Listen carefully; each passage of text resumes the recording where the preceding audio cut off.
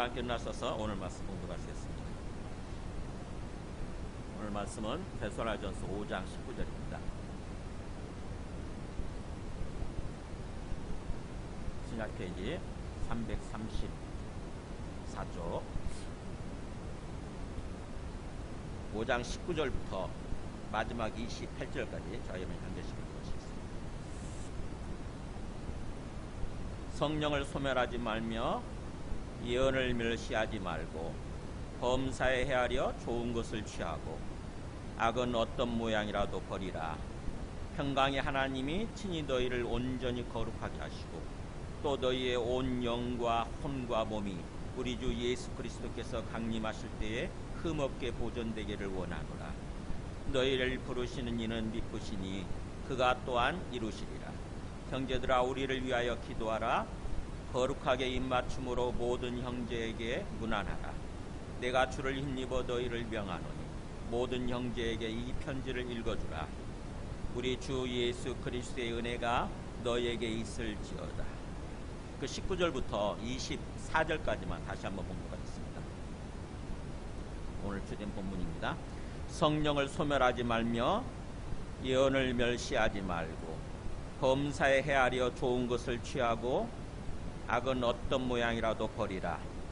평강의 하나님이 친히 너희를 온전히 거룩하게 하시고 또 너희의 온 영과 혼과 몸이 우리 주 예수 그리스도께서 강림하실 때에 흠없게 보존되기를 원하노라.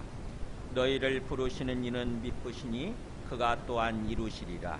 아멘. 하시겠습니다. 네, 오늘 이 말씀을 그냥 읽으면은 그냥 그런가 보다 합니다. 근데 이 말씀을 사도 바울이, 이 사도들이 말씀을 전개할 때는 그냥 아무 생각 없이 그냥 나오는 대로 쓰는 게 아니거든요. 철저하게 이성적이고 논리적입니다. 그래서 그 구조를 알아야 돼요. 구조를 알면은 이 말씀이 제대로 알게 되는 거죠. 그래서 이 말씀 너무너무 중요하구나, 깊은 뜻이 담겨 있구나, 이렇게 깨닫게 되는 거죠.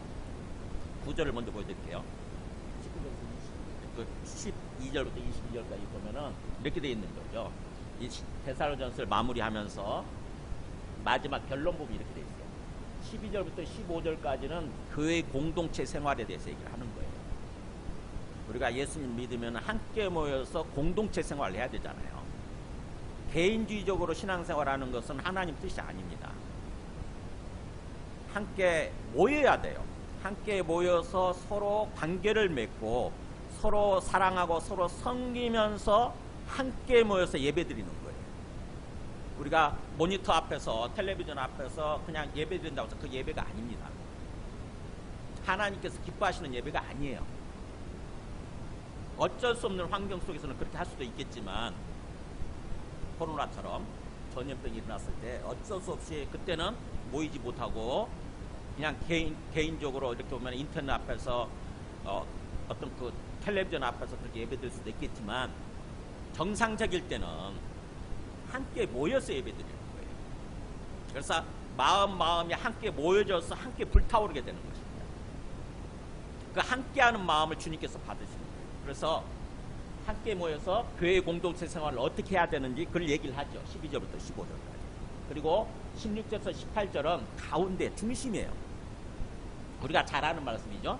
항상 기뻐하라, 쉬지 말고 기도하라, 범사에 감사하라. 근데 그게 바로 우리 영혼의 중심을 이루고 있는 그 말씀이라고 하는 것입니다. 그러니까 우리 영혼 속에 어떤 상황 속에서도, 어떤 시간 가운데서도 항상 우리 영혼이 주님을 바라보고 주님을 기뻐하는 거예요. 어떤 일 때문에 내 감정적으로 기뻐하는 것이 아니라 주님을 기뻐하는 거예요. 주님을. 내 영혼이 주님을 바라보면서 주님을 바라보고 주님을 기뻐하는 거예요. 그래서 주님을 기뻐하고 그 다음에 항상 또 주님께 기도하는 거예요. 주님과 대화하는 거죠. 기도는 대화입니다. 주님과 계속 대화하는 가운데, 기도하는 가운데 있어야 되고, 그 다음에 주님께 감사하는 거죠. 주님께서 베풀어 주신 은혜, 구원, 이런 것들을 생각하면서 주님 감사합니다. 그래서 그런 모습이 우리 영혼의 중심을 이루는 그런 모습으로 있어야 되는 거고, 그 다음에 바깥으로도 나와서 이제 오늘 볼 본문이죠. 19절 22절까지는 일상에서 삶을 살아가면서 우리가 예배드리고 나서 일상으로 복귀해서 일상에서 삶을 살아가잖아요. 그 일상에서 삶을 살아가면서 승리하는 신앙생활, 거기에 대해서 얘기를 하는 거죠. 이 승리하는 신앙생활 어떻게 할 것인가, 승리하는 신앙생활이 되기 위해서는 어떻게 해야 되는가, 그것을 말씀해 주는 게 오늘 본문인 거예요. 그러니까 어떻게 보면 이 전체가 보면은 우리 신앙생활 전체를 얘기하는 거잖아요. 그래서 우리 신앙생활의 전체적인 모습. 그래서 이것이 마음속에 담겨 있어야 돼요. 이 그림이. 그러면서 오늘 말씀을 부분적으로 묵상을 해야 되는 거죠. 그래야 비로소 정말 깊이 있게 말씀을 하고 있구나 하면서 깨닫게 됩니다. 파편적으로 들으면 안 돼요. 자, 오늘 말씀 보면은 승리하는 신앙생활이 되기 위해서 어떻게 해야 되느냐. 첫 번째는 성령을 소멸하지 말며 이렇게 돼 있죠. 명령문이에요. 다 이렇게 하나하나가. 항상 기뻐하라처럼 명령문입니다. 성령을 소멸하지 말라 이렇게. 성령을 소멸하지 말라. 그 다음에 두 번째는 예언을 멸시하지 말라. 그리고 세 번째는 범사에 잘 헤아려서 선을 취하고 악한 것은 절대적으로 다 버려라 이렇게 돼요. 이것도 어떤 식으로 전개되는가 잘 보세요. 먼저 성령을 소멸치 말라 이렇게 돼 있죠. 이 성령은 바로 뭐예요? 성령의 역사를 얘기합니다. 성령의 역사, 성령의 활동. 그러니까는 우리 안에 있는 성령 그 자체가 아니라 성령께서 활동하시는 거, 성령께서 일하시는 거, 성령께서 역사하시는 거, 이거를 소멸치 말라는 거예요. 성령이 뭐죠? 하나님의 영이에요. 하나님의 영, 예수 그리스도의 영. 즉 다시 말하면 하나님이신 것이고 예수 그리스도이신 것입니다. 성부, 성자, 성령 이렇게 얘기하죠. 성부, 성자, 성령. 그래서 성부도 하나님이시고 성자도 하나님이시고 성령도 하나님이시잖아요. 하나님이에요. 하나님. 다만 우리 보이는 어떤 그런 모습으로 오신 것이 아니라 영으로 오신 거죠. 영으로. 그러니까 우리 눈에 안 보이지요. 우리가 손으로 만질 수 있는 것도 아니고 그냥 내 마음속에서 느끼는 것입니다. 내 마음속에서 느끼는 거예요. 성령께서 뭔가 일하고 계실 때, 성령께서 우리에게 말씀하시고 성령께서 뭔가 막 하실 때에 우리 마음으로 느끼는 거예요. 우리 마음속에 느껴지는 거예요. 그것을 소멸치 말라는 거죠. 소멸하다는 말은 불을 꺼버린다 이런 뜻입니다. 그 단어 썼습니다. 그러니까 우리가 불이 막 활활 타오르고 있어요. 그러니까 불을 이렇게 한 바가지 딱 얹어버리면 얹는 거예요. 불이 확 꺼지잖아요. 그런 것처럼 성령께서 막 이렇게 불타오르시고 성령께서 역사하고 계시는데 그것을 그렇게 불을 꺼버리지 말라는 거죠. 성령 자체를 소멸시키는 건 아니에요. 우리 안에 들어와 계시는 성령 자체는 사라지지 않습니다. 성령은 우리 안에 한번 들어오시게 되면은 평생 항상 함께 계세요. 근데 문제는 성령께서 일하시는 것이 멈추는 거예요. 언제 그렇게 멈추냐? 우리가 성령을 무시할 때, 성령께서 뭔가 말씀하시는데 그걸 무시한다거나 불순종한다거나 그렇게 되면 성령의 활동이 멈춰요. 그렇게 되면은 마치 성령이 내 안에 안 계시는 것처럼 그렇게 됩니다. 성령이 내 안에 안 계시는 것처럼, 그래서 나 혼자 인생을 살아가는 것처럼 그렇게 됩니다. 그렇게 되면은 우리의 능력으로, 우리 혼자 힘으로 이렇게 인생을 살아가게 되니까 얼마나 애롭고 힘들고 그렇게 되겠습니까?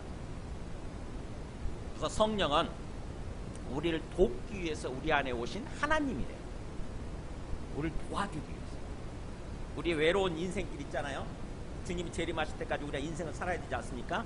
근데 우리의 그 외로운 인생길이 우리가 외롭지 않도록 항상 우리와 함께 해주시고, 또 우리가 연약하지 않습니까? 우리 무능력하잖아요. 무지하고 무능력하지 않습니까? 근데 우리를 돕기 위해서 하나님이신 그분이 영으로 우리 안에 와 계시는 거예요. 들어오신 거예요. 그래서 그 성령에 대해서 잘 알고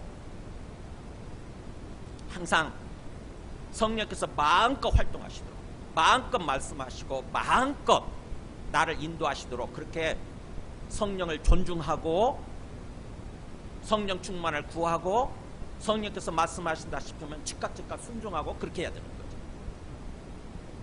요한복음 16장 13절에 보면은 예수님이 성령에 대해서 이렇게 미리 얘기하세요. 예수님이 이제 이 땅에 오셨다가 부활하시고 죽으시고 그 다음에 3일 만에 부활하셔서 40일 후에 하늘로 올라가시죠. 하늘로 올라가시게 되면은 뭘 보내주겠다고 얘기하시냐면은 내 대신에, 즉 예수님 대신에 성령을 보내주겠다 이렇게 말씀하십니다. 내가 있을 때는 내가 너희를 돕고 항상 너희와 함께하고 너희의 길을 인도하고 이렇게 했지만 이제 내가 떠나가고 나면 나의 역할을 대신할 수 있는 성령을 보내주겠다 그렇게 말씀하십니다. 그 성령이 바로 여기 보세요. 진리의 성령이 오시게 되면 그가 너희를 모든 진리 가운데로 인도하십니다. 그러니까 성령이 오시게 되면은 진리라고 하는 것이 참된 삶이잖아요. 제대로 된 정상적인 삶이에요. 참된 삶 가운데로 하나님께서 창조하시면서 하나님께서 뜻하신, 하나님께서 계획하신 그 삶이 있어요. 그게 참된 삶이고 그게 진리입니다. 그 진리의 삶 가운데로 인도하실 거다. 그래서 그가 계속 말씀하실 텐데 그가 스스로 말하지 않고 오직 들은 것을 말하네요. 누구로부터 들으실까요? 하나님 아버지로부터 듣는 거, 예수님으로부터 듣는 거. 그것을 말씀해 주신다는 거죠. 그래서 그가 스스로 말하지 않고 오직 들은 것을 말하며 그 다음에 장래일을 너희에게 알리시리라. 이 장래일 뭐예요? 앞으로 어떤 삶을 살아야 되는지를 미리 말씀해 주십니다. 그게 예언이죠. 장래일을 말씀해 주시고 예언이잖아요. 그 다음에 이 나오는 20절 나오는 예언이 이거거든요. 성령께서 말씀하십니다. 하나님께서 사실은 성령을 통해서 말씀하시는 하나님의 말씀이 예언이죠. 그래서 이 성령이 오시게 되면은 이렇게 우리를 참된 삶 가운데로 진리 가운데로 인도하시고 계속 말씀하실 거라는 거죠. 그 다음에 로마서 8장 26절 보면 이와 같이 성령도 우리의 연약함을 도우시나니 그러잖아요. 우리를 돕기 위해서 와 계시는 거예요. 우리가 아무것도 모르고 우리가 무능력하니까 하나님이신 그분께서 아예 우리 안에 들어오셔서 우리에게 말씀하시고 이 말씀을 또 깨닫게 해주시고 말씀대로 살아갈 수 있는 힘을 주시고 우리를 붙들어 주시고 그렇게 인도하시는 거죠. 그래서 우리를 도와주시기 위해서 우리의 헬퍼로서 오신 거예요. 우리의 도우미로서. 그래서 우리는 여기 보죠. 우리는 마땅히 기도할 바를 알지 못하나. 마땅이라고 하는 것은 뭐 해야 되는 거잖아요. 그러니까 우리가 어떻게 기도해야 되는지, 무엇을 위해서 기도해야 되는지, 그 기도해야 되는 것 자체를 모를 때에 성령께서 말할 수 없는 탄식으로 우리를 위하여 친히 직접 간구하십니다. 우리는요, 하나님을 모를 때는, 하나님을 믿지 않을 때는 전혀 기도할 줄을 몰랐지만 하나님을 안 뒤에도, 예수님을 믿은 다음에도 우리가 무지해가고 무능력해가지고 어떻게 기도해야 될 줄 알지 못하고 그냥 내 생각을 따라서 내가 아는 지식을 따라서 인생을 살아가기 쉬워요. 그리고 기도할 마음도 또 없잖아요. 그걸 기도하지도 않고. 그럴 때 성령께서 우리의 연약함을 도우신다는 것입니다. 기도할 줄 모르는 우리를 위해서 직접 기도하시는 거예요. 성령께서. 그러니까 얼마나 이게 도움이 됩니까? 얼마나 힘이 됩니까? 누군가가 나를 위해서 계속 기도해 준다고 생각해 보세요. 정말 내가 어려움 상에 빠져가지고 그나마 내 마음이 너무 힘들어가지고 내가 힘들어가지고 아예 기도할 마음도 없고 기도하지 못할 때 누군가가 나를 위해서 계속 기도해 준다고 생각해 보세요. 얼마나 힘이 되냐고요. 근데 성령께서 그렇게 하고 계신다. 우리가 마땅히 무엇을 위해서 기도해야 될지를 모를 때 성령께서 친히 직접 우리를 위해서 기도하신다는 거죠. 그래서 성령께서 우리를 도와주시기 위해서 와 계신 거예요. 그렇기 때문에 에베소 4장 30절에 성령께서 그렇게 막 도와주시려고 하시고 뭔가 말씀하여 주시고 막 그럴 때에 우리가 해야 되는 태도는 하나님의 성령을 근심하게 하지 말아야 돼요. 하나님의 영, 성령은 인격체세요. 인격체. 하나님이시니까 생각하시고 말씀하실 수 있고 느끼실 수 있고 인격체시고. 근데 내가 성령의 존재를 막 무시해버린다거나 뭔가 그렇게 되면은 뭐예요? 성령께서 상처를 받으시고 또 근심하시는 거죠. 하나님께서 상처를 받으시고 근심하시는 것과 똑같아요. 성경 읽다 보면 굉장히 많잖아요. 그게 우리가 하나님 말씀을 무시하고 하나님께 불순종하면 하나님이 상처받으시잖아요. 계속 그게 반복이 되면 하나님 나중에는 화를 내시죠. 그죠? 진노하시잖아요. 그래서 하나님이 심판하시지 않습니까? 계속 우리가 반역하는 모습으로 폐역한 모습으로 살아가게 되면 결국 하나님께서 우리가 망하도록 내버려둬 버리시는 거예요. 그래 네 마음대로 한번 살아봐. 네 마음대로 살다가 망해 라고 내버려둬 버리시는 거예요. 하나님께서 우리를 지켜주시고 보호해주시고 막 이래야 되는 건데 원래 그렇게 하도록 돼 있는 건데 계속 우리가 고집 피우면 우리 고집 피우고 하나님 간섭하지 마세요. 난 내 마음대로 살 거예요. 그러면서 막 이렇게 되면 뭐예요? 하나님을 무시하는 거 아닙니까? 그러면 하나님께서 그래 그럼 네 마음대로 해봐 하고 내버려 줍니다. 그럼 망하는 거죠. 마귀의 세력에 의해서 망하는 거예요. 그게 구약의 역사잖아요. 구약이라고 하는 게 이스라엘 백성들이 하나님께 불순종함으로써 망하는 그 역사를 기록하고 있는 게 구약 아닙니까? 그잖아요. 이방신 절대 우상을 섬기지 말라고 그랬는데 하나님 말씀 안 듣고 계속 우상신을 끌어와서 섬기잖아요. 바알신을 섬기고 그 마누라 아세라신을 섬기고 그러다가 결국 바빌론한테 멸망하는 거예요. 하나님께서 내방치해 둔 거예요. 그렇듯이 우리도 항상 하나님께서 뭔가 말씀하신다, 성령을 통해서 내한테 뭔가 역사하시고 계신다 그러면은요 우리는 그걸 무시하지 않고 즉각 순종해야 되는 거죠. 그럴 때 성령께서 근심하지 않으실 뿐만 아니라 성령께서 기뻐하시는 거예요. 기뻐하시고 더 활발하게 활동하셔서 그래서 성령 충만하게 되는 거죠. 우리가 성령 충만이란 말이 성령으로 가득 차진다 그런 뜻이잖아요. 우리 마음속에 성령이 가득 차가지고 그러면 우리 마음이 평안할 뿐만 아니라 기쁨으로 충만하게 되고 소망으로 충만하게 되고 그렇게 되는 거죠. 성령께서 그렇게 인도하기를 원하십니다. 성경을 보면은 특별히 사도행전 보면은 사도행전이 성령행전이라고 그래요. 성령을 따라서 삶을 산 사람들의 이야기 그게 사도행전이에요. 대표적인 사람 나오죠. 먼저 빌리 집사 보면은 사도행전 8장 26절 빌리 집사가 집사 중에 한 명이에요. 빌립이라는 사람이 예루살렘에서 쫓겨나가지고 도망치면서 성령을 만납니다. 성령께서 주의 사자가 성령이에요. 성령께서 빌립이 뭐라고 그러냐면은 일어나서 남쪽으로 향하여 예루살렘에서 가사로 내려가는 길까지 가라 이렇게 말씀하시는 거예요. 성령께서 너 일어나 지금 그렇게 주저앉아 있지 말고 일어나서 예루살렘에서 가사 지금 요즘 가자지구 알잖아요. 그 가자 그쪽 아닙니까? 그쪽으로 가봐 그러는 거예요. 마음속에 그런 음성이 들린 거죠. 마음속에 느껴진 거예요. 빌립이. 그래가지고는 순종을 합니다. 그 길이 광야인데 그러니까 광야길 힘든 길이란 뜻이에요.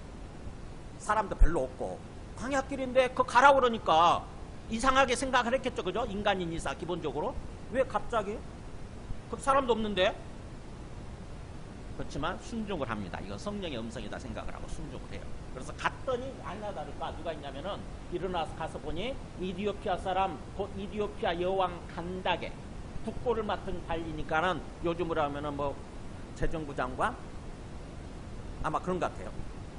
국고 전체 국가 재산을 맡은 관리자 공무원인 거지.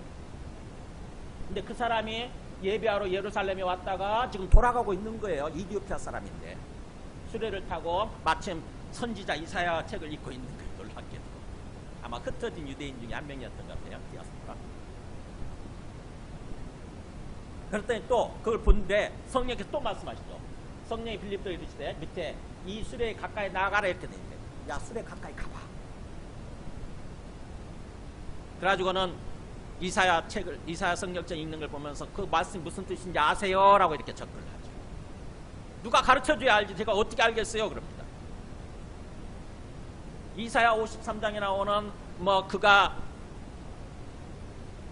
누구냐 이렇게 묻죠. 그래서 거기서 이 빌립이 이디오피아 이 사람한테 이 간다기한테 이 복음을 전해서 결국 이걸로 인해서 아프리카 선교의 문이 열리는 거예요. 그러니까 성령께서 이렇게 아프리카 선교의 문을 열어주시기 위해서 빌립한테 그렇게 역사하신 거예요. 이게 성령의 역사하는 모습, 그리고 거기에 순종했을 때 어떤 길이 열리는지 그걸 보여주는 거예요. 베드로도 마찬가지입니다. 베드로도 사도행전 10장에 보면은 베드로가 유대인이다 보니까 이방 사람들하고 같이 뭐 만난다거나 이방 사람들하고 같이 식사한다거나 이거 못하거든요. 금지되어 있어요. 유대인들이 이방인하고 같이 식사 못해요. 함께. 그게 이제 조상들의 전통, 저 구전율법으로 그렇게 규정을 해놨습니다. 그게 성경이에요. 성경. 근데 성령께서 말씀하시는 거죠. 하라고 그래요. 성령께서 그에게 말씀하시네. 두 사람이 너를 찾으니 일어나 내려가 의심하지 말고 함께 가라. 내가 그들을 보내었노라. 이렇게 말씀하시네. 성령께서.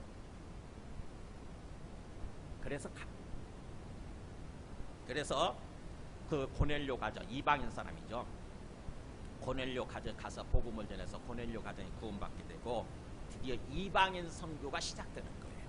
복음이 이방인, 우리가 이방인들이잖아요. 우리 같은 이방인들한테 복음이 드디어 전해지기 시작한 거예요. 성령께서 그렇게 역사하신 거예요. 베드로의 마음속에. 그 다음에 또 바울이 나오죠. 바울 그 사도행전 16장에 보면은 바울이 이제 예수님을 믿고 구원받아서 복음을 전하는 여행을 하지 않습니까? 사도행전에 보면 3번에 걸쳐서 선교 여행을 하잖아요. 근데 두 번째 선교 여행을 할 때 소아시아죠. 오늘날로 얘기하면 터키에서 복음을 전하려고 그러는데 막는 거예요. 성령께서. 이렇게 나오죠. 성령이 아시아에서, 터키 지방이죠. 아시아에서 말씀을 전하지 못하게 막아요. 이상하잖아요. 아니 복음을 전하려고 하는데 왜 막지? 그래서 그를 떠나서 두르기아와 갈라디아 땅으로 가죠. 그 다음에 또 무시아 앞에 이르러서 이제 비두니아 저쪽 터키 우회 지방, 터키 우회 지방으로 가려는 또 막아요. 예수의 영이 허락하지 아니하시는 거죠. 이 성령이잖아요. 예수의 영. 여기서는 예수의 영이라고 했잖아요.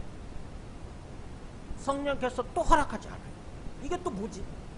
그래가지고는 또 바닷가로 내려가요. 무시아를 지나 들어와 바닷가로 내려갔는데 거기서 환상을 봅니다. 밤에 꾸벅꾸벅 돌다가 갑자기 환상을 보는 거예요. 마케도니아 사람, 오늘날 그리스 지방이잖아요. 마케도니아 그리스 지방에 있는 거기서부터 유럽이 시작되는데 사람이 저녁에 나타나가지고 일어나 이쪽으로 건너와서 우리 도와줘 그런 거죠. 일어나 우리를 이쪽으로 건너와 우리 도와줘라. 그래서 사도 바울이 이게 하나님의 뜻이구나. 소아시아에서 여기서 복음을 전하라는 게 아니라 유럽으로 건너가서 먼저 거기서 복음을 전하라고 하는 뜻이구나 라고 건너가서 복음을 전함으로써 드디어 유럽 선교의 문이 열리는 거예요. 그렇게 해서 빌립보 교회가 세워져요. 나중에 데살로니가 교회도 세워지죠. 이게 성령의 역사예요. 사도 바울이 그 성령의 음성에, 성령의 역사에 순종함으로써 뭔가 우리 생각과는 다른 어떤 세상이 펼쳐지는 거죠. 다른 세계가 열리는 거예요. 우리는 소아시아 조그마한 것만 보고 있었는데 사도 바울은 그죠? 그냥 여기서 이렇게 여기서 그냥 오밀조밀 모여가지고 여기서 내가 복음 전하고 여기서 살래 그랬는데 하나님께서는 뭐예요? 큰 어떤 그 비전을 갖고 계셨는 거죠. 유럽으로 갑니다. 하나님께서 그렇게 성령을 통해서 우리를 인도하시는 거예요. 그래서 뭔가 여기서 지금 성령을 소멸하지 말라는 말은 성령의 활동, 성령의 역사를 제한하지 마라. 그리고 그 불을 꺼뜨리지 마라. 이런 뜻이에요. 성령께서는 오늘날 우리에게 어떻게 얘기하시냐면은 항상 우리가 성경을 읽거나 기도를 하거나 깊이 주님을 생각하다 보면은 내 마음속에 여러 가지 음성이 들려요. 어떤 사람한테 너 사과해라. 또 그 사람 용서해라. 지금 그 사람한테 한번 전화해봐. 막 이런 소리가 막 들리는 거죠. 아니면 기도해라. 아니면 성경 말씀 읽어라. 아니면 누군가를 도와줘라. 이런 막 어떻게 보면 조그만 어떤 그런 일들 자꾸 그런 생각이 듭니다. 그런 생각이 드는 게 그게 성령의 음성이에요. 그러면 그때 즉각 순종하면 되는 거예요. 에이, 뭐 나중에 하죠 뭐. 지금 내가 텔레비전 보고 있는데, 지금 내가 이거 바쁜데 나중에 할게요. 나중에. 그러면 그 성령을 무시하는 거예요. 성령을 소멸시키는 거예요. 그게. 한 번, 두 번 무시하잖아요. 그러면 성령의 활동이 뚝 끊깁니다. 성령이 안 계시는 것처럼. 나 혼자인 것처럼. 킴볼이라는 사람이 있습니다. 이분은 그 평범한 주일학교 교사라고 그래요. 미국 보스턴에 있는 한 교회 주일학교 교사였는데, 그 주일학교 반에 그냥 한 구석에 앉아가지고 늘 예배를 이렇게 지루해하고 글도 제대로 못 읽고 성격은 거친 한 17살 먹은 소년이 있었다고 합니다. 근데 이 킴볼이 어느 날 토요일 날 오후, 주일 앞두고 토요일 날 오후 이렇게 길을 걷고 있는데 마음속에 어떤 생각이 드냐면은, 지금 그 애가 일하는, 걔가 구두 매장에서 일하고 있었대요. 구두 매장에 가서 한번 좀 가서 복음을 전해라, 사랑을 전해라, 사랑한다고 말해라. 그 음성이, 그 생각이 드는 거예요. 아, 지금 토요일 오후인데요. 그리고 걔는 지금 일하고 있을 텐데. 막 이런 생각이, 또 부정적인 생각이 드는 거예요. 근데 이게 성령의 음성이다 생각을 하고 찾아갔다 합니다. 찾아가지고는 가서 창고에서 막 먼지를 들고 있던 걔를 만나가지고 어깨에 손을 놓고 간절하게 사랑한다고 그러면서 그 복음을 전한 거예요. 예수를 믿어야 된다. 걔가 거기서 무릎 꿇고 예수님을 영접을 한 거예요. 받아들인 거예요. 걔가 누구냐면은 그 소년이 D.L. 무디 아시죠? 이분이 19세기 때 전 세계를 흔들었어요. 이분에 의해서 수백만 명이 주님께 돌아오고 있습니다. 이 킴볼한테 성령께서 말씀하시고 거기서 그 작은 성령의 음성에 순종함으로써 이런 일이 일어납니다. 손양훈 목사님 아시죠? 여수 순천 사건 아시잖아요. 여수 순천 사건 때 자기 두 아들, 정말 두 아들, 어떤 존재겠어요?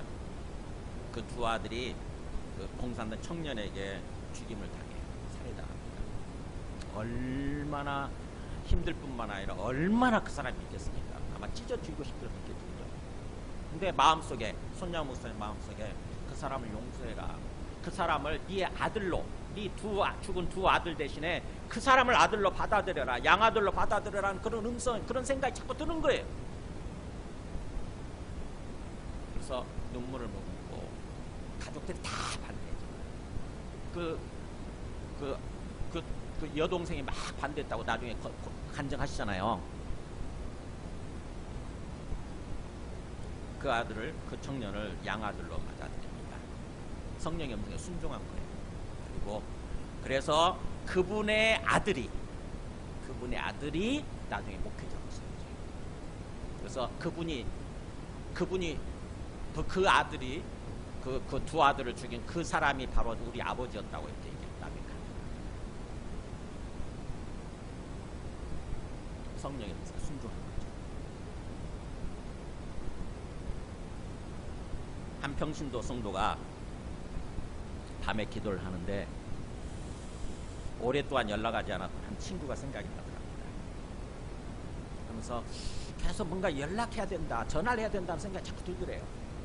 아, 이제 밤도 늦었는데 내일 하지 뭐, 이런 생각을 하는데 마음속에 계속 불편한 거예요. 그래서 늦은 시간이지만 전화를 했답니다. 근데 그 친구가 울면서 뭐라고 하냐면, 사실은 내가 너무 힘들어서 끝내려고 그래. 내 인생 자살하려고 마지막 준비를 하고 있었는데 하나님이 너를 통해서 나를 사랑한다고 하니까 그 사람이 자살을 멈추고 사랑하는 거죠. 이게 성령께서 인도하시는 그런 모습이에요. 하나님은, 성령은 하나님이니까 전체를 다 보고 있잖아요. 전체를 보고 계시면서 어떤 사람한테 내가 어떤 그게 필요한 거죠. 내가 전화를 한다거나 내가 찾아간다거나 뭐 이런 게 필요할 때는 내 마음속에 그런 생각을 주시는 거죠. 그때 우리는 그걸 무시하면 안 되는 거예요. 이게 성령께서 말씀하시는 것 같다 그러면은요, 그걸 적극적으로 순종하는 것입니다. 그러면 새로운 세상이 펼쳐지는 거예요. 어떤 평범한 직장인이 아침에 지하철을 출근하는데 자기 그 부서에 굉장히 힘들어하는 사람이 있었대요. 근데 마음속에 어떤 생각이 드냐면, 그 동료에게 오늘 따뜻한 말을 해주어라 라는 생각이 자꾸 들더래요. 이게 뭐지? 라고 하다가 불순종하려다가 그렇게 얘기했대요. 그냥 힘을 내라고. 힘들지, 내가 좀 도와줄 테니까 힘내라고. 그랬더니 그 친구가 점심시간에 찾아와서 하는 말이거든요. 사실은 제가 오늘 회사 그만두려고 그랬어요. 그만두려고 했는데 당신의 말이 너무 힘이 되고, 그래서 제가 계속 일하겠습니다. 이게 성령께서 말씀하시는 거예요. 우리는 우리가 일상의 삶을 살면서 항상 성령께 예민해야 됩니다. 내 생각으로 가득 차 있잖아요. 내 고집과 내 자아로 가득 차 있으면 성령의 음성이 안 들려요. 내 생각을 내려놓고 내 고집과 자아를 내려놓고 주님께서 나를 어떻게 인도하려고 하시는지 주님께 집중하고 주님을 바라보는 것입니다. 제가 주님의 뜻대로, 주님 기뻐하시는 뜻대로 살게 해주세요라고 기도하는 마음으로 주님을 바라보는 거예요. 그러면 주님께서 성령을 통해서 내 마음속에 말씀하시는 게 이렇게 느껴지게 되는 거예요. 그래서 그 성령의 음성에 순종하게 되면 새로운 세상이 펼쳐지게 되는 것입니다. 절대로 우리가 성령의 역사를 소멸시키는, 불을 꺼버리면 안 돼요. 두 번째는 예언을 멸시하지 말라, 이렇게 되죠. 예언이 뭐냐? 말씀이에요, 말씀. 사실은 예언 그러면은 뭔가 좀 특별히 뭔가 점쟁이가 말을 하듯이, 점쟁이가 점을 쳐서 말을 하듯이 뭐 그럴 것 같죠, 그죠? 근데 그게 아니에요. 성경에서 예언이라고 하는 것은 하나님의 말씀에 입각해서 앞으로 어떤 일이 일어날 것인지, 어떤 삶을 살아야 되는지 말씀해 주는 게 예언이에요. 그래서 성경 말씀이라고 생각하면 돼요. 그냥. 우리 예언에 해당되는 게 구약으로 얘기하면 선지서잖아요. 선지서. 그러면 그 선지서가 그 사람들이 무슨 점쟁이가 점치듯이 그렇게 얘기한 거냐? 그렇지 않습니다. 선지서 내용은요, 철저하게 그 토라, 모세 오경에 입각해서 나라의 운명을 얘기하는 게 선지서예요. 모세 그 오경에 입각해서, 모세 오경이 이미 다 나와 있거든요. 하나님께서 말씀해 주셨거든요. 이러이러한 삶을 살면 나라가 평탄하고 형통하게 되겠지만, 만약에 이러이러한 일을 범하게 되면, 그러면 나라가 망한다, 이렇게 돼 있어요. 근데 거기에 입각해서 지금 현실을 바라보니까, 왕이 통치하고 있는 것을 보니까 나라가 어떻게 되겠네? 그래서 그것을 얘기하고 있는 게 선지서예요. 그게 예언입니다. 그래서 우리가 성경에 예언이라고 하는 말이 나올 때 그냥 말씀과는 상관이 없이 그냥 점쟁이가 무슨가 뭐 점치고 말해주는 거구나, 이렇게 생각하면 안 됩니다. 절대로. 그냥 하나님의 말씀이다, 이렇게 생각하면 됩니다. 그 예언을, 그 말씀을 멸시하지 말라는 거죠. 왜요? 예언 말씀은 하나님의 말씀이잖아요. 하나님이, 우리가 하나님을 만났을 때 하나님께서 이렇게 말로, 구두로 이렇게 얘기하실 수 있지만, 그 구두로 얘기한 것을 글자로 기록해 놓은 거잖아요, 이게. 그래서 이 성경 말씀을 하나님의 말씀으로, 지금 살아계신 하나님이 지금 나에게 말씀해 주시는 그 말씀으로 받아들여야 돼요. 하나님의 말씀을 하나님의 말씀으로, 살아계시는 하나님이 나에게 말씀해 주시는 걸로 이렇게 받아들여야 됩니다. 그래서 그 말씀을 우리가 무시하면 안 되는 거예요. 멸시하면 안 되는 거예요. 가볍게 얘기하면 안 돼요.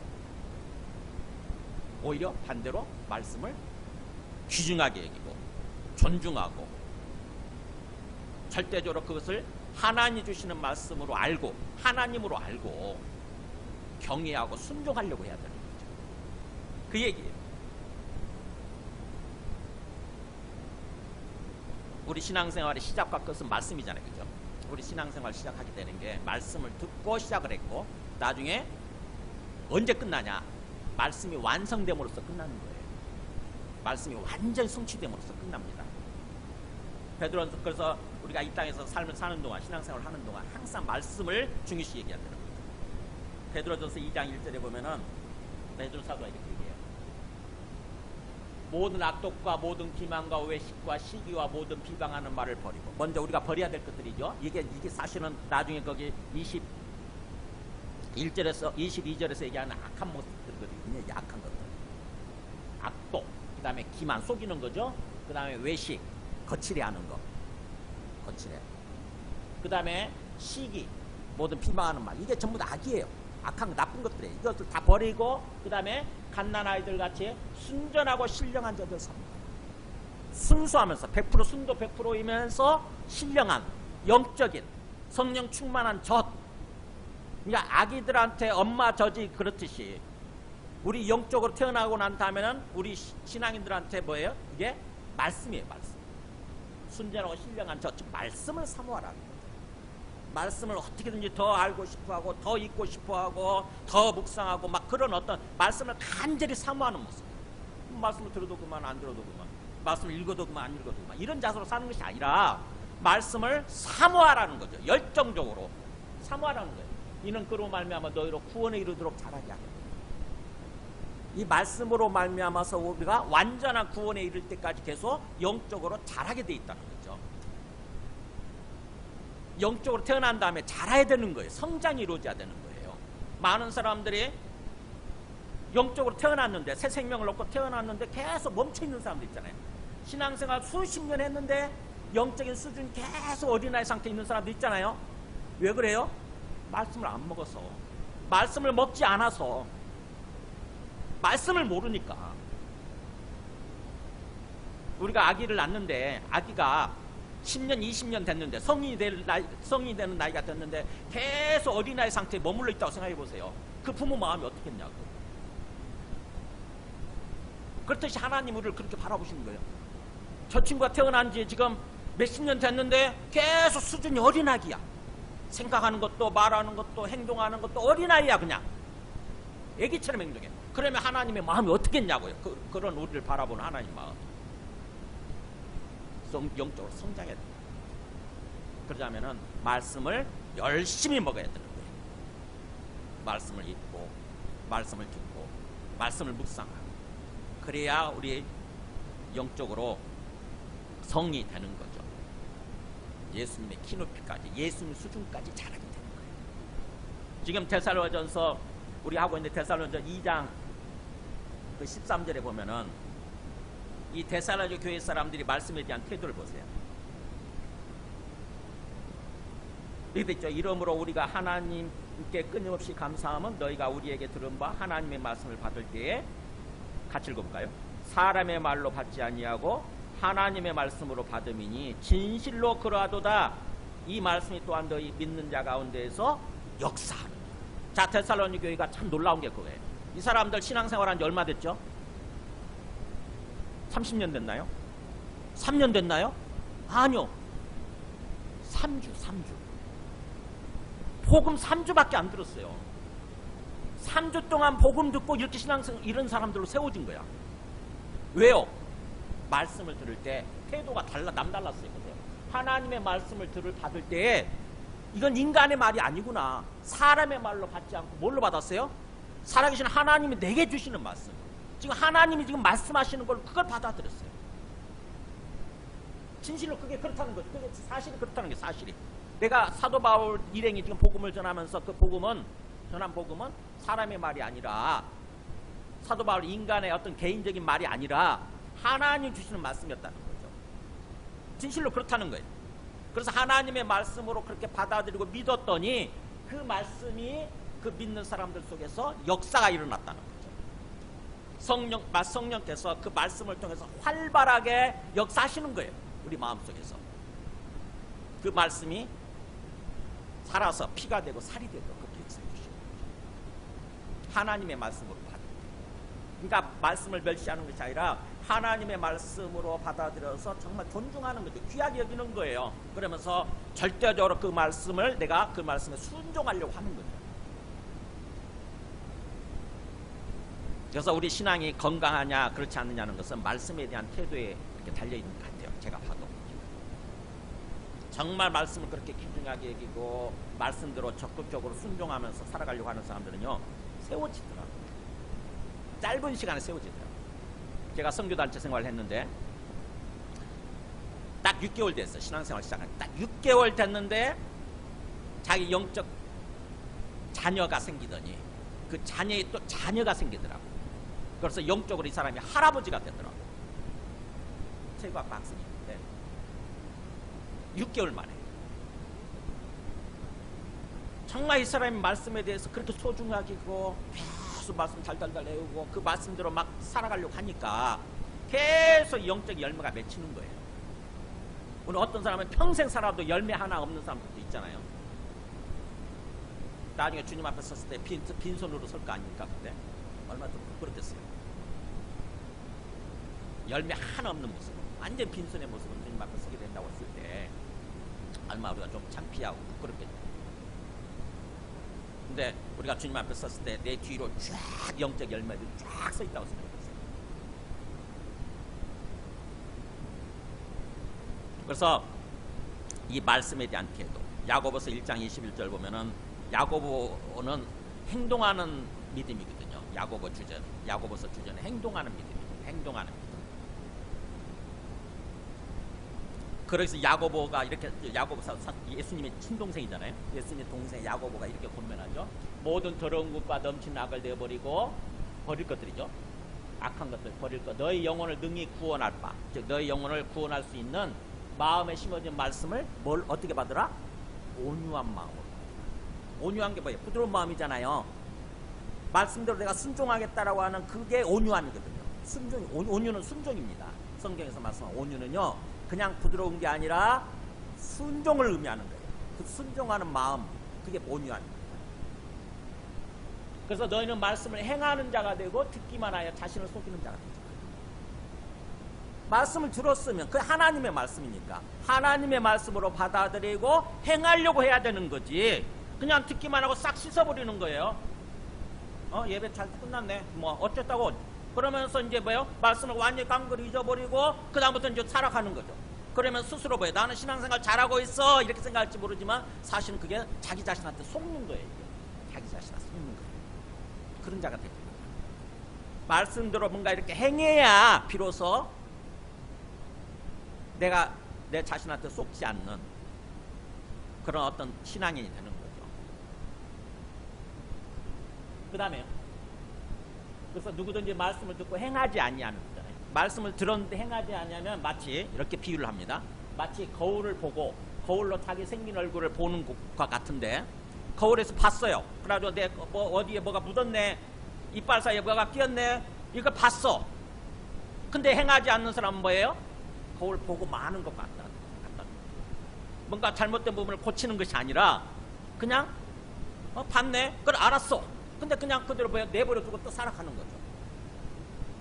그래서 거울로 자기 생긴 얼굴을 보는 사람 같아서 자기 자신을 보고 봐서 그 모습이 어때 있는지를 곧 잊어버리는, 내 이빨 사이에 뭔가 고춧가루가 끼어 있었다고 하는 걸 곧 잊어버리는 그런 것과 똑같다. 그 반대로 자유롭게 하는, 우리 영혼을 자유롭게 하는 온전한 율법, 여기는 율법이라고 되어 있네. 말씀이죠. 온전한 말씀을 들여다보고 있는 자는 듣고 잊어버리는 자가 아니요 실천하는 자니. 실천하는 자. 말씀을 듣고 어떻게든지 실천하는 자니 이 사람은 그 행하는 일에 복을 받으리라 그러잖아요. 그러니까 말씀을 행하면 우리가 정직한 신앙인이 될 뿐만 아니라 우리 하는 일들이, 우리의 삶 자체가 복을 받는 길이라는 것입니다. 하나님께서 큰 은혜를 부어주시는 거죠. 말씀을 듣고 내가 말씀대로 행하려고 그럴 때 하나님께서 온전히 하나님 되시는 거니까. 그잖아요. 우리가 하나님을 하나님으로, 주님으로 이렇게 받아들이는 거 아닙니까? 인정하는 거잖아요. 그죠? 말씀 듣고 행하려고 한다고 하는 것은 하나님의 말씀이고 하나님이 나의 주인이신데, 그래서 하나님을 주인으로 모시는 것과 똑같잖아요. 하나님께서 기뻐하시고 은혜를 베풀어 줄 수밖에 없는 거죠. 뭐 하는 사람? 말씀을 소중하게 여기고 말씀대로 실천하려고 하는 사람. 그게 말씀을, 예언을 멸시하지 말란 말 뜻이에요. 그래서 어떻게 보면은 말씀과 성령과 말씀이 너무너무 좀 어떻게 보면은 우리 신앙생활의 두 수레바퀴라고 생각하면 됩니다. 두 개의 수레바퀴. 이 수레가 우리의 인생이라고 한다면은 수레가 굴러가기 위해서는 두 개의 바퀴가 필요하잖아요. 그죠? 두 개 바퀴가 다 건강하고 바람이 빵빵히 들어가 있어야 되고 잘 굴러가야 돼요. 어느 한쪽만 있으면 안 되는 거예요. 성령의 바퀴가 있어야 되고 말씀의 바퀴가 있어야 되는 거예요. 두 개다가 뭔가 온전한 모습으로 건강하게 바람이 빵빵 들어가 있는 모습으로 잘 굴러가야 돼요. 그래야 수레가, 우리 인생의 수레가 잘 굴러가는 거죠. 지금 사도 바울은 그걸 그렇게 얘기합니다. 너희가 신앙생활을 어떻게 해야 되는 줄 아느냐? 하나는 수레바퀴, 하나는 성령의 수레바퀴, 하나는 말씀의 수레바퀴. 이게 다 둘 다 건강하고 온전해야 된다. 그래요. 성령의 수레바퀴만 있는 사람들은 주관적인 신앙생활을 하게 되죠. 말씀 전혀 모르고 성령의 수레바퀴만 있으면 뭐예요? 이게 성령의 음성인가? 그러면서 내 감정이 느껴지는 대로, 내 기분대로 느껴지는 대로 사는 거예요. 그러면 자칫하게 되면은 마귀도 그렇게 또 음성을 들려주고 마귀도 역사하니까 자칫하면 우리가 마귀 말을 듣고 신앙생활을 하게 됩니다. 지금 이단에 빠진 사람은 다 그런 거예요. 마귀 말을 들은 거예요. 마귀의 영이 역사해가, 마귀의 영의 음성을 듣는 거죠. 그래서 말씀이 또 필요합니다. 말씀을 알고, 지금 객관적으로 증명됐잖아요. 하나님의 말씀, 그 말씀을 알아야 돼요. 근데 또 말씀만 있으면 또 안 되죠. 말씀만 있고 성령이 약한 사람들 있잖아요. 그 사람들은요 굉장히 딱딱한 기계적인 신앙생활을 하기 쉬워요. 그래서 말씀도 충만해야 될 뿐만 아니라 성령도 충만해야 되는 거죠.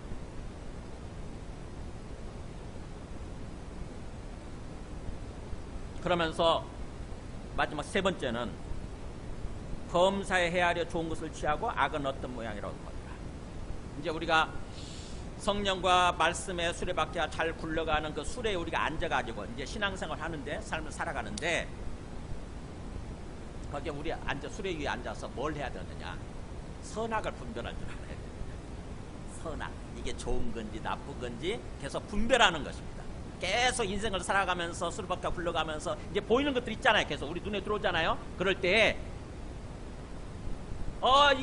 이게 좋은 길인 것 같아. 그럼 그 좋은 길로 가야 되는 거지. 이게 뭔가 잘못된 길이야. 자칫하게 되면 시궁창 길이야, 이게.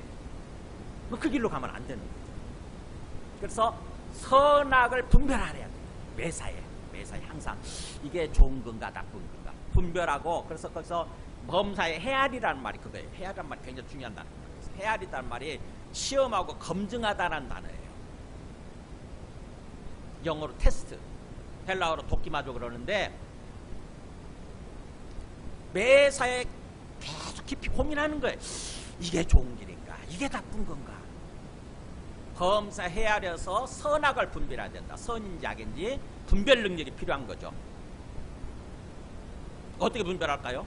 아까 성령께서 말씀하시고 또 말씀을 통해서 말씀하시고 그런다고 그랬잖아요. 그러니까 성령께서 내 마음속에 역사하신다고. 그러면 내 마음속에 양심에 느껴지잖아요. 양심이라는 게 있잖아요. 우리 양심에 느껴집니다. 그리고 또 말씀을 통해서 우리가 하나님의 뜻을 알았으니까 말씀을 통해서 판단 능력이 생겨요. 이게 잘못된 건지 이게 좋은 건지 판단 능력이 생긴다고. 그러면 우리는 성령과 말씀과 내 양심을 따라서 그걸 판단을 하고, 이게 악이다 싶으면, 이게 나쁜 거다 싶으면요 과감하게 즉각 바로 버리는 거예요. 그때 조금이라도 이게 어떤 건가 그러면서 호기심 차원에서 악을 뭔가 맛을 보고 그러는 게 아니에요. 과감하게 즉각 버리는 것입니다. 악은 버리고 좋은 것을 취하는 거예요. 옛날에 오카노 목사님이 그렇게 설교했던 기억이 나는데, 우리가 신문을 보면은 일일 운세라는 게 있었잖아요. 일일 운세. 요즘도 가끔 있나 모르겠네. 일일 운세라는 게 신문에 있었어요. 오늘 하루 그거 보면은 무슨 띠 뭐 이렇게 무슨 어떤 일이 일어날 거고 막 이렇게 나온다고. 그러면은 그거 보고 나면 찝찝하잖아요. 하루 내내 거기에 매달리거든요. 마치 점 보는 거하고 똑같아. 우리가 점을 보고 나면, 점쟁이 말을 듣고 나면 거기에 매달리거든요. 항상 우리 마음에 신경 쓰이고 항상 이렇게 매달리게 돼 있어. 스스로 너 오늘 접시물에 빠져 죽을 거야 그러면은 계속 접시물 보면은 내가 빠져 죽을 것 같고 실제로 접시에 코 박고 죽는다고. 그렇게 되면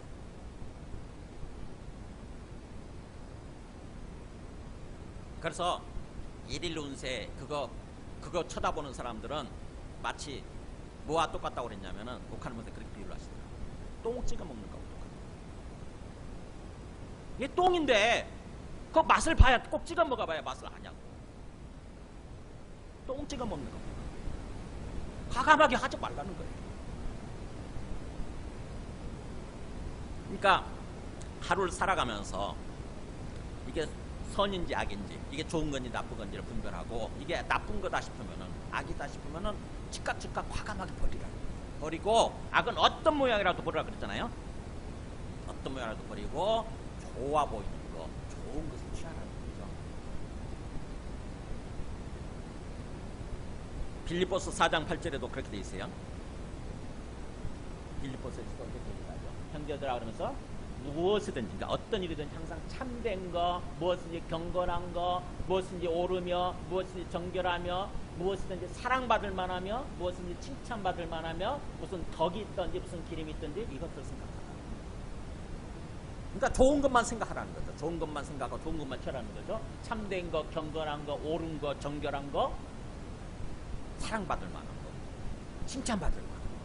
그 다음에 뭐예요? 사람들을 세워주는 덕이 되는 거. 그 다음에 사람들을 뭔가 칭찬하고 높이고 해주는 어떤 기림이 되는 거. 이런 것들만 생각해요. 그 반대되는 것들은 과감하게 하지 말라는 거죠.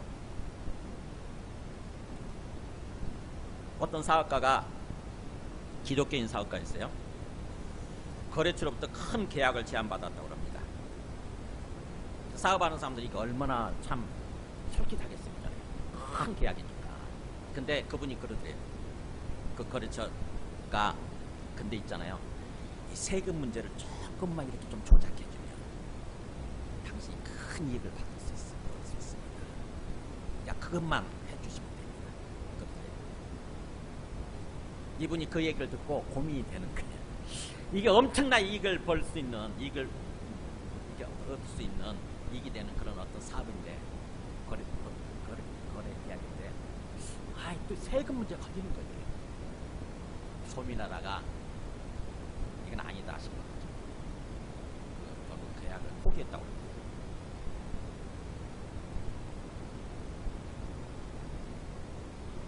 주변 사람들한테 얘기를 했더니, 야, 그러더래요.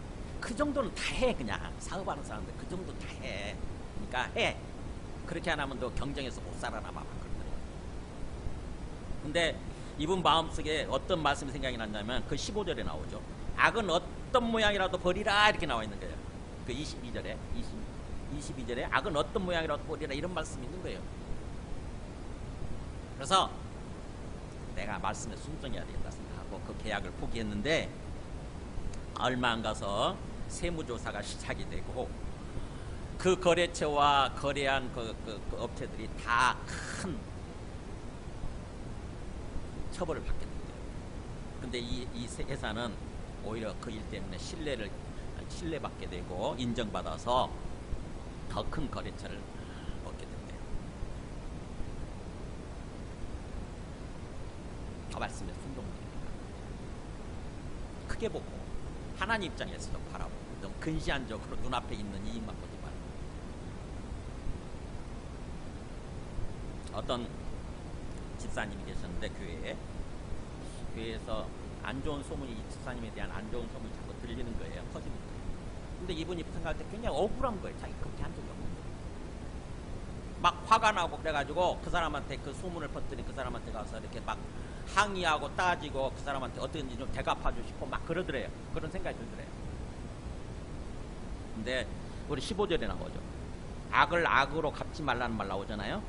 15절에 누가 누구에게든지 악으로 악을 갚지 말게 하고, 이렇게 돼 있잖아요. 이 말씀이 생각이 나면서, 그래, 내가 기다려야 되겠다. 지금 당장이라도 저 사람을 정말 뭔가 이렇게 때려주고 싶고 막 갚아주고 싶고 그렇지만, 이 말씀에 내가 순종해서 기도하면서 기다렸답니다. 주님께서 억울함을 풀어주세요. 모든 진실이 밝혀지게 주님께서 풀어주셨는데, 얼마 안 가서 곧 진실이 밝혀지고 이 사람이 인정받게 됐대요. 그리고 그렇게 했던 사람들이 다 찾아와서 그를 오해했던 사람 찾아와서 사과를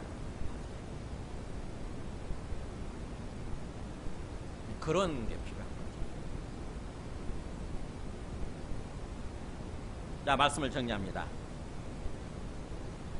이렇게 우리가 항상 어떻게 보면은 참으로 주님의 우리를 어떻게 인도하려고 하시는지, 우리가 어떤 신앙생활을 해야 되는지 이 주님의 말씀을 통해서 깊이 깨닫고 이 말씀의 원리대로 이렇게 삶을 살아갈 때에 장차 우리가 구원의 완성에 이르게 되는데, 또 구원을 완성시키시는 분이 누구냐? 우리의 신앙생활을 주도적으로 이끌고 가시는 분이 누구냐? 마지막 마무리를 그렇게 하죠. 23절, 24절 보면 평강의 하나님께서 친히 너희를 온전히 거룩하게 하시고 또 너희의 온 영과 혼과 몸이 우리 주 예수 그리스도께서 강림하실 때에 흠없게 보존되기를 원하노라. 너희를 부르신 이는 미쁘시니 그가 또한 이루시리라. 이렇게. 그러니까 우리 인생의 주인, 우리 신앙생활의 주인은 누구냐면 하나님이세요. 사실 하나님이 우리를 구원하셔서 우리가 새로운 삶을 살아가도록 그렇게 하셨고, 또 하나님께서 주도하시면서 이끌어가시면서 하나님께서 장차 완성시키시는 거죠. 하나님이 주인이세요. 그래서 우리는 철저하게 하나님을 주인으로 모시고 항상 하나님께 경배하면서 하나님을 찬양하면서 하나님께 순종하면서 그렇게 살려고 해야 되는 거예요.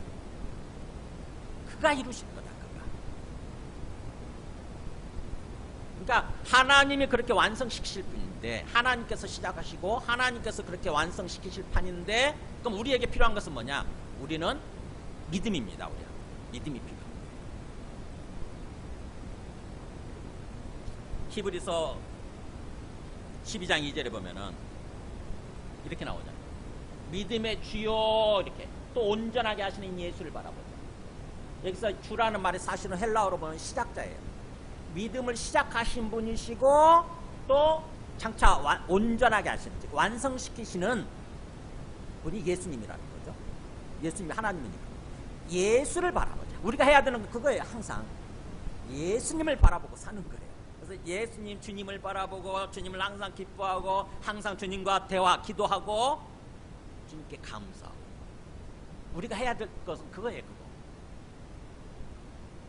그 다음에 골로새서 1장 23절 보면 나오잖아요. 만일 너희가 믿음에 거하고, 이 거한다는 머무른다는 뜻이거든요. 만일 너희가 믿음에 머무르고 터 위에 굳게 서서, 믿음이라고 하는 예수님을 믿는 그 믿음 터 위에 굳게 서서, 굳건하게 서서 너희 들은 바 복음의 소망에서 흔들리지 아니하면 그렇게 될 거다. 이렇게. 복음의 소망이 뭐예요? 장차 우리가 완전히 구원의 완성에 이르게 되고 천국에 들어가는 거잖아요. 천국에서 주님과 더불어서 영원히 사는 거 아닙니까? 그 소망에서 흔들리지 않는다고 한다.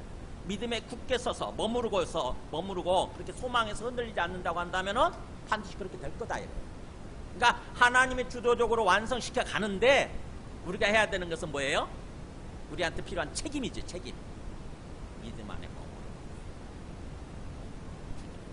어떤 상황에서 그래서 믿음을 놓아버리면 안 돼요. 그러면서 이제 부수적으로 그 앞에 보면은 그게 나오죠. 너희의 온 영과 혼과 몸이란 말 나오잖아요. 예수 그리스도 강림하실 때, 주님이 재림하신 모든 게 끝나니까 주님이 재림하실 때 너희 온 영과 혼과 몸이 흠없이 보존되었으면 좋겠다. 흠없이 보존 그렇게 시켜주시기를 바란다라고 이렇게 희극법으로 기원하듯이 이렇게 기도하듯이 얘기를 하는데, 거기서 영과 혼과 몸 이게 말 나오죠. 이걸 잠깐 언급하고 나면 들어도 되고 안 들어도 돼요. 이거를 3분설이라고 해요. 3분설. 우리 인간이 어떤 식으로 구성이 되어 있냐면은 영과 혼과 몸으로 되어 있다는 거죠. 영이 우리 안에 깊이 가장 깊숙한 곳에 있고, 그 다음에 우리의 정신세계, 우리의 지각 능력을 얘기하는 어떤 그런 혼세계, 혼. 그리고 제일 바깥쪽에 우리 몸, 육체가 있다는 거죠. 이게 3분설이에요. 근데 보통은 이렇게 3분설로 얘기하는 게 아니라 보통은 2분설로 얘기해요. 영혼과 육체, 영혼과 몸 이렇게. 그럼 어느 게 맞냐? 그냥 둘 다 맞는다고 생각하면 돼요. 평소에는 우리 정통 개혁신학 입장은 2분설이에요. 영혼과 몸인데 그걸 조금 자세히 강조하고자 할 때 성경에 한두 번 나와요. 자세히 강조하고자 할 때는 굳이 쪼개서 얘기를 하더라고요. 영과 혼 이렇게 쪼개더라고요. 영은 하나님과 교통하는 걸 말하고 하나님과 교통할 수 있는 거예요. 혼은 뭐냐? 예수 믿지 않는 사람도 혼은 있잖아요.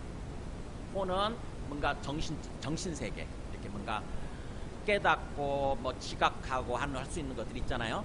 이게 혼이고 평소에는 그걸 합쳐놓죠. 예수 믿는 사람들 그냥 영혼 이렇게 합쳐놔서 얘기를 하는 거예요. 근데 굳이 자꾸 이렇게 삼분설을 고집하게 되면은 자칫하게 되면 이단에 빠지게 됩니다.